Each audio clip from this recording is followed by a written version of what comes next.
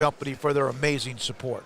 We're now joined by Hall of Fame columnist John McClain, GallerySports.com, and also Houston 610. And many stations he does like us, and we've been interviewing John McClain forever. John, we miss you. It's not the same without you out here, but I know you have plenty on your plate.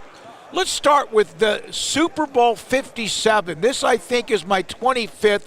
Paul's been around every year, but maybe one or maybe since 2011. And so we all have our number. What would it be if you were here, or how many have you covered in the past? I covered 40. I think I missed the last two. And truthfully, I enjoyed Radio Row, but I didn't enjoy just fighting the crowds like I did for so many decades. I wrote a column that's on GallerySports.com about 10 of my most memorable experiences at the Super Bowl. And boy, I could have written about so many more. And there's some I know that I wish I could write about, but I can't print them or talk about them, but they're too juicy. And it was great reliving those moments. And I kept thinking of more and more and more. And I didn't say it was the greatest. I just said it didn't stand out to me. And so I hope people might check them out. And I always had a blast on Radio Row. You know, you always give gifts to people that come on as guests. Most don't. I always appreciated that. And so I'm headed to Astros spring training for 10 days next week, and I'm going to go to the Combine for a week, then I'm going to go to the league meetings in March in Scottsdale for a week. And so I'm not going to have any shortage of traveling. My boss, Mattress Mac, asked me yesterday when we did our weekly video, he said, "You going to the Super Bowl?" I said, no. Well, look, we'll happy to entertain Mattress Mac if he comes here. And if we don't get you, we'll trade it for Mattress Mac, who a person I'm extremely fascinated with all the time, John. But this game is.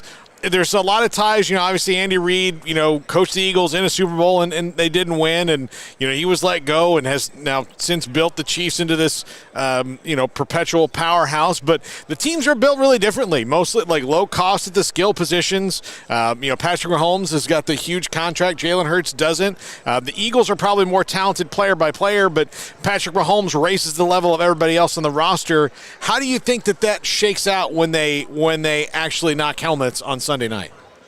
Paul and David, I've been taking the Eagles since before the playoffs started. The reason is they're balanced. They have the best combination of offensive and defensive lines in the NFL. Chiefs have a really good offensive line, a good defensive line, but I don't think they're on the par with the Eagles. The Eagles run the ball better.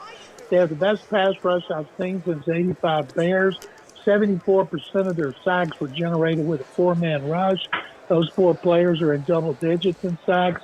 And I think that if you can drop 7 and rush 4 and put some heat on Mahomes, he's not as mobile as he usually is because of the high ankle sprain, and he's got injuries at wide receiver.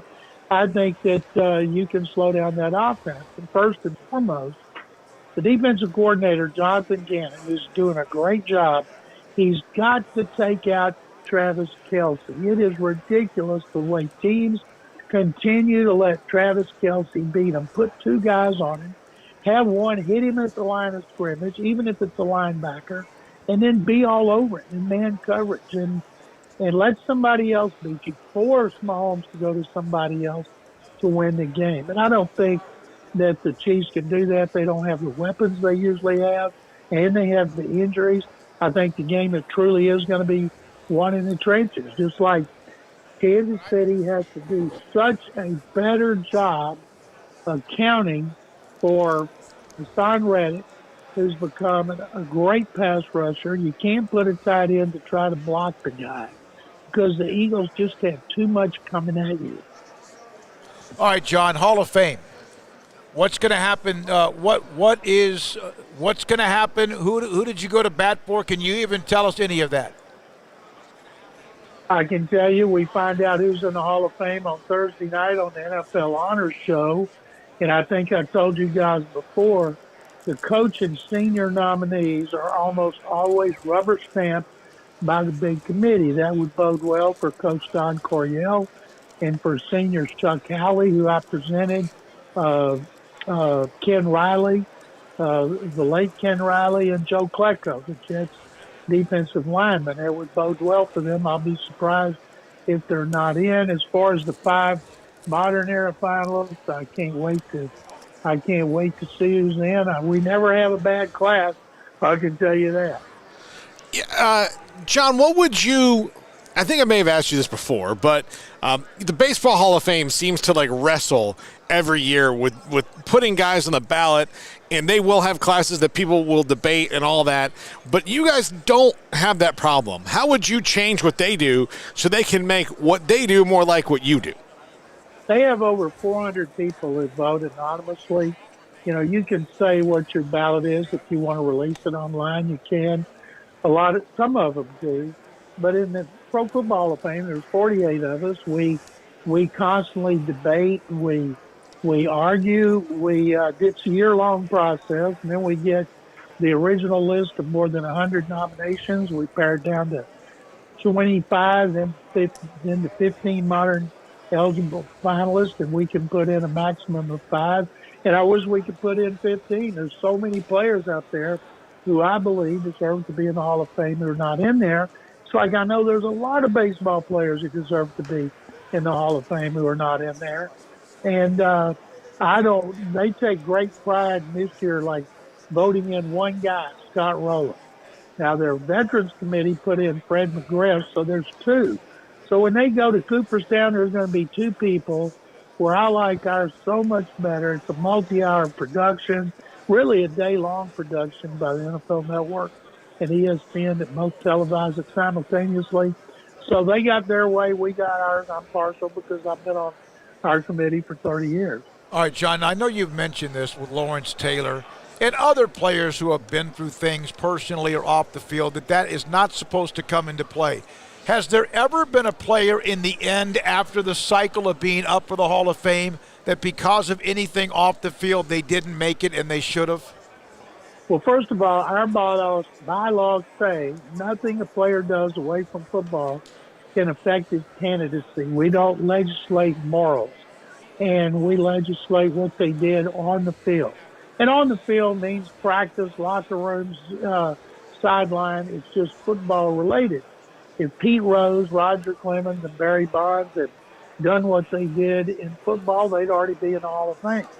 And the one that was debated the longest was Lawrence Taylor because Lawrence had a lot of off-the-field issues, and we had the bylaws read back to us. So we have not had anybody, despite what a lot of people out there say, and I'm talking about amazing to me how many former players think they know what goes on behind our closed doors, or somebody like Deion Sanders who says we put too many people in when he has no access to the information that we do. And we take great pride in the painstaking process that we go through, the elements of elimination. And I'd love to be on the Baseball Hall of Fame too, but right now there's nobody that I know of that has been kept off because anything they did off the field. Now, if O.J. Simpson came up today, I think I would abstain because you'd have to vote for him because it's what he did on the field when I think he murdered 2 people. There you go. Yeah. There you go. John, thank you very much. Baylor, Oklahoma women tonight, Baylor, Oklahoma men tonight. Your thoughts about Jonathan Chachua and his return in a huge win that they had on Saturday blowing out Texas Tech? That couldn't have been any better. I was so excited to see a sellout crowd and a great victory, and having them back has been unbelievable for Baylor, and I can't wait to watch the games. Pick 'em. John McClain, Hall of Famer in every way. Appreciate his time. A long time. Some of you asking if he's out here. No, he explained that when he was on the NFL beat, and he is at the top of the food chain there, 40-something years he mentioned, he had to be out here. He was an NFL writer. The Oilers weren't here. The Texans weren't here. But he was an NFL writer. This is where he had to be. This is where he needed to be, like baseball